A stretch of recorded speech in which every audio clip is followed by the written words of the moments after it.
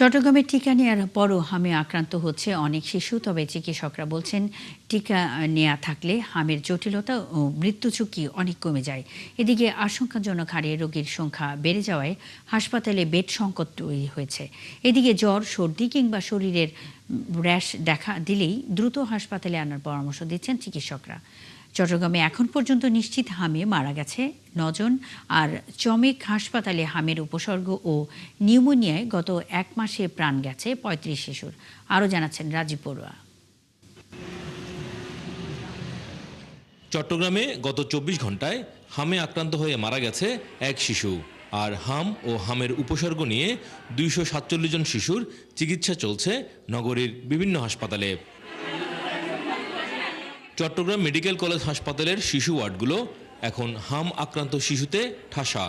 জ্বর, শরীরে লালচে দানা, কাশি আর শ্বাসকষ্ট নিয়ে প্রতিদিনই বাড়ছে রোগীর সংখ্যা, যাদের অনেকেই হামের টিকা নেওয়ার পরও আক্রান্ত হয়েছেন। হামের রোগ হয়েছে, হ্যাঁ, হামের টিকা সব দেওয়া হয়েছে।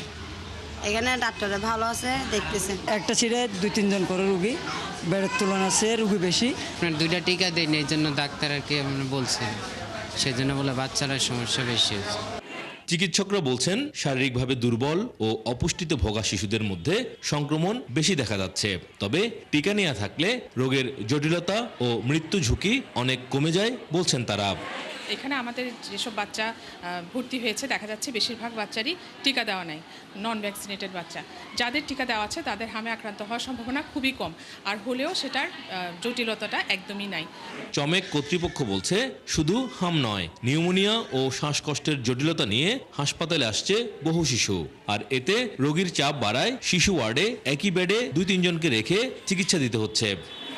মেনলি জটিল পরিস্থিতিগুলো নিয়ে আসে যখন কোনো একটা কমপ্লিকেশন দেখা যাচ্ছে, ধরেন শ্বাসকষ্ট, নিউমোনিয়া অথবা গায়ে র্যাশগুলো চলে আসছে, সাথে আই কমপ্লিকেশন অথবা অ্যাকুট ওরা ডায়রিয়া, এই সমস্ত কমপ্লিকেশনগুলো নিয়ে মেনলি আমাদের কাছে আসতেছে আর কি। রোগীর তুলনায় আমরা কম হয়ে গেছি। দেখা যাচ্ছে প্রতিদিন এত পেশেন্ট আসতেছে যে আমরাই হিমশিম খেয়ে যাচ্ছি যে রোগীদেরকে ম্যানেজ করার জন্য। চট্টগ্রাম মেডিকেল কলেজ হাসপাতালের পরিচালক জানান, আক্রান্তদের বেশিরভাগই শিশু, যাদের অনেকেই অপুষ্টি কিংবা শারীরিক দুর্বলতায় ভুগছে।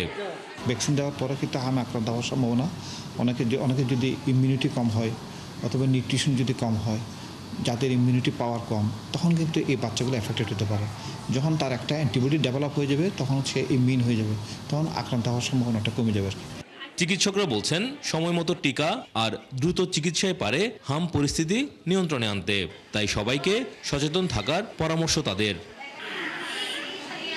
রাজীব বড়ুয়া, ৭১, চট্টগ্রাম।